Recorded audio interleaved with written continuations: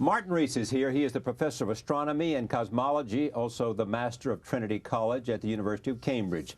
He holds the honorary title of Astronomer Royal for the United Kingdom. Over the past 40 years, his work has been at the forefront of cosmology. His latest book is called Our Final Hour. It details the wide-ranging threats that face mankind in the 21st century. I am very pleased to have Martin Rees at this table for the very first time. Welcome. Just lay it out for me. I mean, I could put this together in a dramatic way. You're worried about what?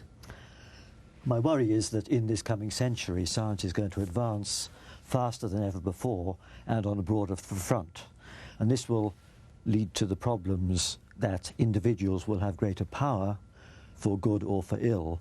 And also, I think there will be changes in more dimensions than ever before. Over the whole of human history, the one thing that hasn't changed has been human nature and human character. But this century, with targeted drugs, implants into the brain, and genetic modification, even human nature may change. And so for all these reasons, I think this coming century is going to be the most hazardous of all, because we have all these technologies and this sort of asymmetry in the sense that an individual will be empowered to a far greater extent than individuals were in the past. You even argue that if you look at the previous century, and certainly the second half of the previous century, and certainly the last 40 years, we were lucky that we didn't do ourselves in. Well, we were. Lucky may not be the right word, yes. but... Yes, and one of the punchlines of my book is the view that there's a 50% chance that in this coming century there will be some catastrophe for civilization, at least as bad as a nuclear war. And to put that in perspective, I certainly think if one reads about the history of the Cuba crisis, etc., that there was a 20 or 30% chance of a catastrophe at that time. And of course that threat has faded somewhat. There may be some chance of one nuclear weapon going on in the Middle East, but there's no chance now of 10,000 going on.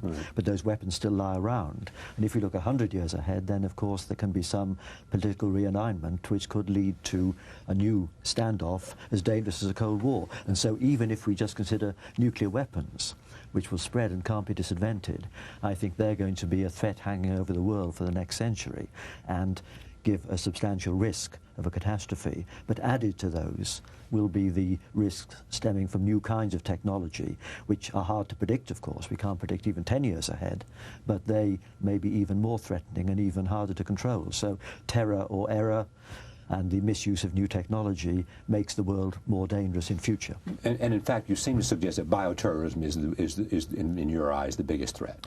Well, in the short term, that's not going to destroy us all, but it's a new threat. And what I do worry about is that there's a threat not just from terrorist groups, but from the lone weirdo, the individual empowered with by one technology. vial or something. Yeah, I mean, I quote reports from the National Academy of Sciences which indicate how someone with knowledge of biotech and genetic modification could, of course, do something more serious than was done by the rather ineffective efforts at bioterror in the past. And in the short run, I would be very concerned, particularly if I was an American, that if there were one incident when someone maliciously released some pathogen with the intention of causing an epidemic, then even if they did not succeed, there'd be a tremendous backlash against science, there'd be pressure for intrusive surveillance, because otherwise we could not be sure the same thing wouldn't happen again somewhere, sometime. So in the short run, I think there's a real threat, particularly in this country, from a single instance of misuse of biotech, which would have a very severe effect on public attitudes. We know, of course, what happened after the anthrax scare, and we know how the media can amplify any crisis. We know also how we are very interconnected, and single-point failure can be more serious. And all these things make us more vulnerable than we ever were before. Okay, most of us understand and appreciate the dangers of weapons of mass destruction. And that danger is always there, and that we have not one but 5 or 6 countries that we know of who have weapons of mass destruction, and we don't know what may or may not be happening to those weapons in the former Soviet Union, but we think that they've been accounted for. It seems to me, though, that you are not just saying these threats are out there. You almost are suggesting that it is likely that it's going to happen. Well, I think there's a significant chance of worse cases of terrorism or worse cases of misuse of new technology by individuals. But if we look 50 or 100 years ahead, then obviously there'll be a political realignment. We can't assume that we will have the single American superpower dominating 50 years from now. There could be a standoff just as it was in the Cold War period. And if it's handled less well than the Cuba crisis was, then we are under that threat of a nuclear war. So what must we do as a civilization to stop it? Well, one of the criticisms I've had from people who've read my book is that I raise these concerns but don't come up with good answers. You now understand why I asked the question. Indeed, and I don't claim to have any answers, but I believe in general that it's important to be mindful of these concerns. And I write my book as a scientist, and the book is in fact the outgrowth of talks I've given to students and other groups who are concerned with science and how it's going. And I do think that scientists do have a particular responsibility to raise these issues. Scientists obviously can't control the way their work is used, nor should they, because decisions on the application of science should be made by a wider public concerned with the ethics, Well, you also don't etc. believe you can shut down science. No, I don't. In fact, I quote in my book Bill Joy, who Been at this table 10 times. Right. He achieved notoriety with his suggestion that science should be stopped. Right. I think his concerns are mainly futuristic science fiction. Oh, and so all of his worries about nanotechnology and robotics and all of that, well, and I replication... think 50 years ago they may be serious worries, but at the moment... 50 years ago, 50 years so from 50 now. years from now they may be more serious worries, but at the moment I don't think they are serious. But I think the fallacy in what Bill Joy is saying is that he believes that by going slow we can selectively eliminate the risks but still keep the benefits of science. And you don't think? I don't think we can, because when a scientist makes a discovery, the scientist has no idea how that discovery will be applied. The fact that you are an astronomer, how does this inform your writing about something called Our Final Hour? Yes. Well, not directly, except I think in one respect, and that is that astronomers have an awareness not only of the immense time spans in the past, which have led to our evolution. Right. That's part of common culture now. But they have an awareness of the long time spans that lie ahead. And astronomers are perhaps unusual in recognizing that we humans are not the culmination of evolution.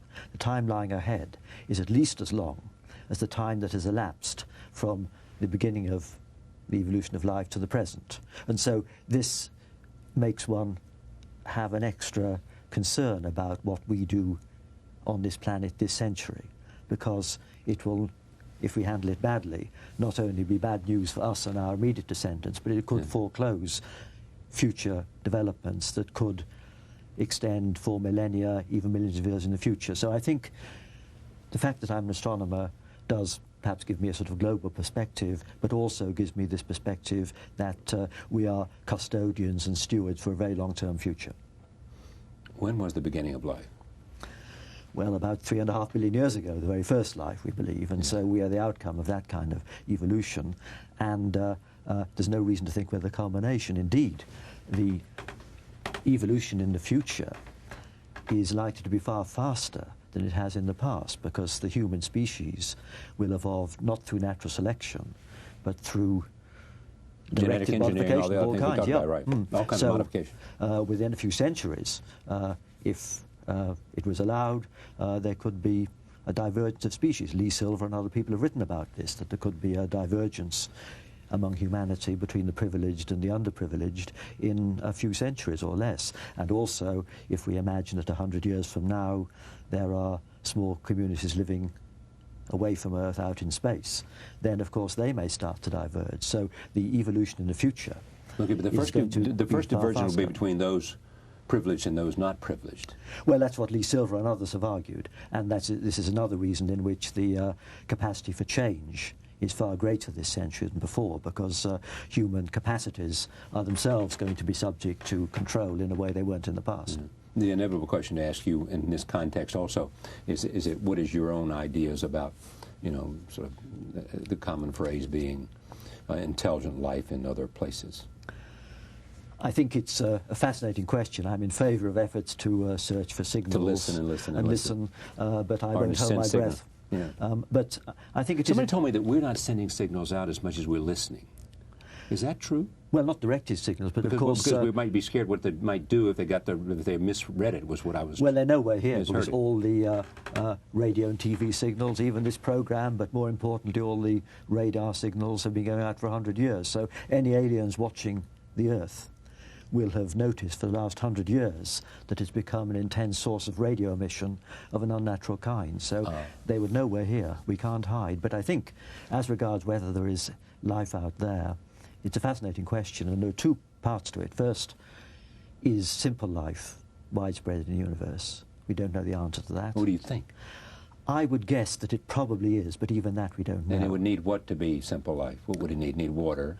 Well, that's a necessary condition, but we don't know what the sufficient conditions are. That's why it's important to look on Mars or on Jupiter's moons to find evidence of simple life. But no one believes there's any advanced life in our solar system apart from on the Earth. But even if simple life is widespread, then it may not be automatic that it evolves towards complex life. Biologists debate whether if you reran evolution on Earth, you get back to humans, or whether you'd end up with just ants or something like that. And so we don't know how likely it is that intelligent biologists life debate lives. what now? If you reversed it, evolution? If you reran evolution. Right. Reran means... Well, started the clock again. Oh, I see. Okay. Say 1 billion years ago. Right. We might not end up at the same place. We might not. Because of simply random Because whatever. it may be the result of all kinds of contingencies, ice ages, asteroid impacts, and things like that. And so even on Earth, we don't know whether it was inevitable that simple life evolved the way it did. Still less, therefore, can we say whether it's likely that life evolved elsewhere. Now, what is the likelihood do you think that you would go so far as to think it's somehow intelligent life like us, rather than simple life? I think it's unlikely. I haven't made that giant leap that this is intelligent life. Right, yes. I think it's unlikely. But essentially, I think it's such a difficult and uncertain question that we should be entirely agnostic. It's worth looking. We've no idea whether it's likely or whether it's unlikely, but we should be open-minded. But it does, I think, affect the way we look at human beings and at the Earth, because if the Earth was indeed a unique place where life had evolved to the stage of being intelligent, then it would mean that what happens here on Earth is not merely of terrestrial importance, but could almost be deemed of cosmic importance. Because if life's only got to an advanced stage here, then what happens here on Earth may determine whether life from Earth spreads in the far future beyond the Earth through the galaxy, and life becomes an important part of the cosmos, or on the other hand, whether it's snuffed out and the universe never becomes pervaded by life. So if life is unique to the Earth now, which it may be, then our stewardship of the Earth is of cosmic importance even. How many universes are there? How many universes? Well, that's a very speculative question. It's a loaded question. Our own universe contains billions of galaxies, each with billions of stars in them.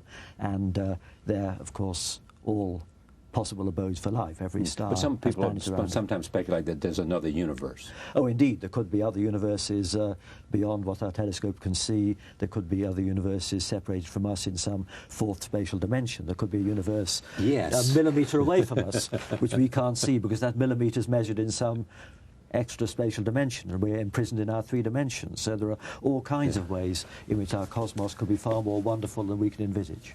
Which brings me to the question I asked you before we started, which is, I said, you know, what's the most important question science has to ask? And you said? Well, I said it's really what are the limits of science and what are the limits of our human brain. Right. Because I said earlier that I don't think humans are the culmination of evolution. There will be more intelligent creatures perhaps in the far future. And it's by no means obvious that the important scientific questions are all, as it were, matched to the capacity of human brains. And so what we can understand in our human science may be only a tiny fraction of what there is to be understood. And I think the key question is how much of the bedrock nature of reality is within the capacity of human brains. As you know, as you hear all the time, there are hundreds of thousands of people watching this show saying to me right now, you know, ask him about religion, ask him about religion. Well, I believe in peaceful coexistence between science and religion. Obviously, you can't be an astronomer and be a creationist, but you can certainly be an adherent of almost all religions and be a scientist. And I have colleagues who are adherents of most religions. I'm slightly sceptical about whether there could be much of a constructive dialogue between science and religion, as some people claim, but certainly there can be peaceful coexistence. There's no reason at all why science should be perceived as hostile to religion. There's so much to talk about, but this is the New York Times, which gave me a lot of. This is a special anniversary issue. Yes. Yeah. Does science matter? All right. And it's the first issue of Science Times appeared 25 years ago, November 14th, 1978. The first issue in the New York Times. Its guiding principle ever since has been that science is not a collection of answers, but a way of asking questions. An enterprise driven by curiosity. That's almost a definition of this show. To celebrate the anniversary, we pose 25 of the most provocative questions facing science on pages 1 through 16. As always, answers are provisional. I'm going to ask you these questions. All right, just give me your best. Well, don't expect answers. I don't expect. It's not unfair because there's no consequences. But will humans ever visit Mars? I think they will. I think probably within 50 years. But I think the first humans to go to Mars will be those who go not in the style of NASA astronauts, but they will go in the style of independent explorers. I think the trouble with the NASA program is it's done by taxpayers' money. It has to be done with minimum risks.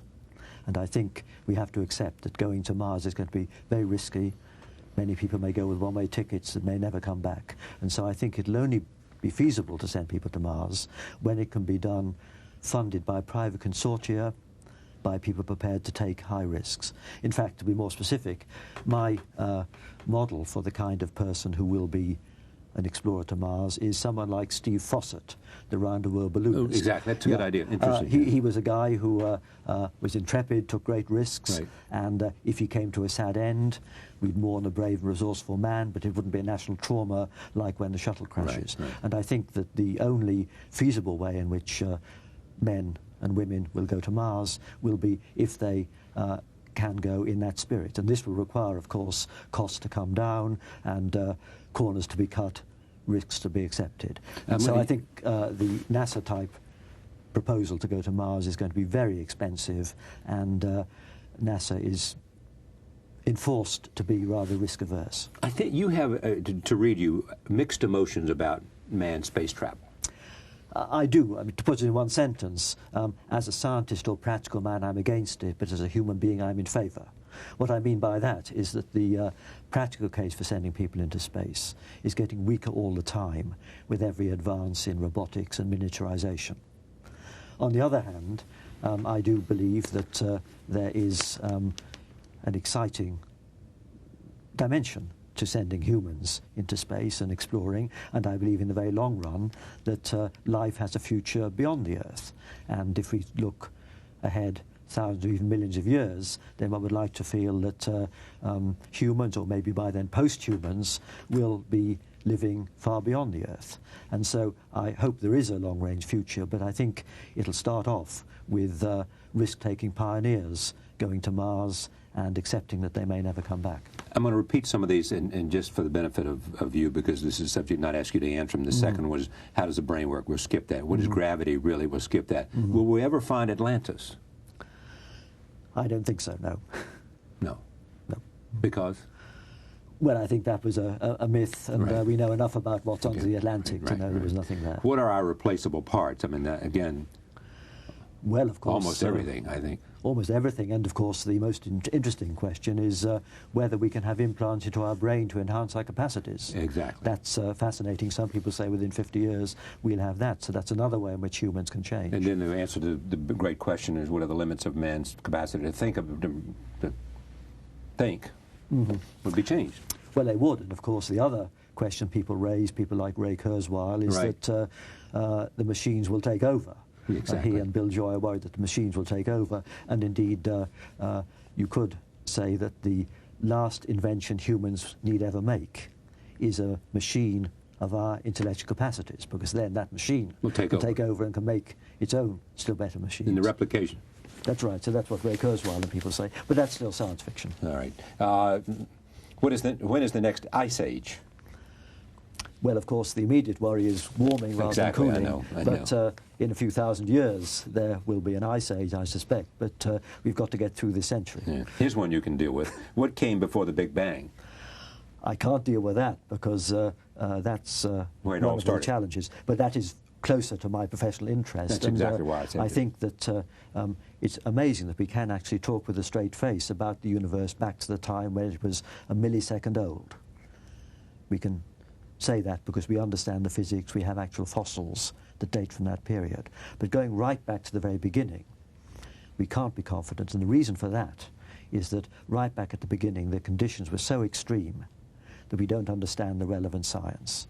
We need some new breakthroughs to understand what's going on. So one of the challenges of 21st century science is going to be to understand the physics that allows us to unify Einstein's theory with the micro world, and then perhaps we'll understand whether our Big Bang is one of many, and perhaps whether we can understand what happened beforehand. I suspect we'll actually find that we have to think about space and time in a more complicated way.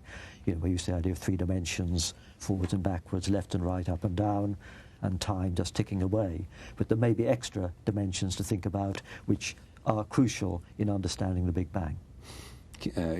Choose to play any of these you want to or not. Can we live? Could we live forever? Well, of course, some people say that perhaps our brains can be downloaded in some way, but I doubt that our sort of material fabric can last that long. What is the next Do we play? want to anyway? Yeah. No, I've skipped one. Here's a big one. Are men necessary? Well, they may not be for reproduction, but let's hope they're not superfluous. Yeah, and then the next question is women. What is the next plague? Is that The next plague? Plague, like the Black Plague. Well, of course, this is a serious issue about whether it'll be something genetically modified from an existing plague or not. And the other issue, which touches base with some of the issues in my book, is whether we need to be concerned about such plagues. Yeah. Your book is a series of sort of chapters. That's right, yes. I mean that more than it sounds like. It's a series of things that have come, you brought them together to form the context of a consideration of whether it is our final hour. Yes, Our Final Century. I was to say that the British title of my book was Our Final I know Century it. with a question mark. Your publisher, did you object to your publisher changing this? I was slightly unhappy, but I understood that in America you like instant gratification Well, and maybe let's instant not go too far disgratification. there. But anyway, it's about problems of this century. Okay. Can robots become conscious? Well, that's something you've already spoken to. And if they do, then we're in trouble as humans. Well, it's an interesting philosophical question. They can perhaps attain human capabilities, but some philosophers would say that you can have a zombie which is as intelligent as a human but still not conscious. Yeah. So people like John Searle would say that a robot can never be conscious, even if it has human capabilities. I've had people come in, and when I say to them, what's the most important question, they say, understanding of consciousness. I would say so, and that may be one of these that is beyond human brains, because maybe there's some intrinsic limitation of the brain understanding itself. We're moving along here. Why do we sleep? I mean, I assume we sleep because we need... our cells need regeneration or something. Yes, we don't know. Okay. How smart are animals? Well, again, we don't know. Smarter than people used to think 50 years ago, certainly. Yeah. Amazing memories in some birds. Is that right? Oh, yeah. Well, give me an example. Well, you remember what flight birds patterns, can remember what flight patterns they came on and all that? Yes, and when they bury food items, they can remember hundreds of locations. And also, animals can recognize faces of other animals and discriminate them. I mean, a sheep can discriminate 50 different sheep's faces. Can science prove there's a God? No, I don't think so. And is evolution truly random? I believe it is. I suppose that's related to the question of so-called intelligent design, which is a new cult in this country. I think evolution, which is random, seems to be able to explain everything we can see. But I think the main point about all these questions is they indicate how open-ended science is. It's misleading to think of science as being something which is working itself out and is nearly finished. As science advances, the frontier gets longer, more and more new questions swim into focus, and so there are more new challenges. And the big challenge of science is threefold, really. It's to understand the very big, which astronomers do, the very small, which physicists do, but the very complex, the everyday world. And that's the biggest challenge of all, I think. Okay, now I think you've just answered the question I was going to conclude with, which is, what is the responsibility of scientists? Which is to answer those questions. Well, more than that, it's to answer those questions, to contribute to public understanding and culture, but also to be mindful of the application of their work. And if their work has benign applications, they should promote those. If it has harmful applications, they should not promote them. And I think it's wrong for scientists to believe they can shrug off responsibility. It's rather like parents and their teenage kids. You may not be able to control your teenage kids, but you're poor parents if you don't care about what happens to them. And in the same way, scientists create their ideas, and they have a responsibility to ensure that their ideas bear fruit and don't lead to the kind of disasters which I discuss in my book. This book is called Our Final Hour. As much as anyone I know, you can make science exciting, and Well, I'm lucky that my science is one that excites public enthusiasm and isn't perceived as threatening. And so I think that's... But you're saying that science should be perceived as threatening because... Well, some is, but that's my why particular we have a science book is called less The Final threatening. Hour, Yeah. or The Final Right. Century. Yeah. Because science can, and Indeed it can be, yes. and the aberrant behavior of individuals. Well, I think as people are more empowered by science, then the aberrant behavior of a few individuals may be harder to cope with. All right. That's another Martin message. Rees, thank you so much. Thank you very much. Pleasure to have you Thank here. you.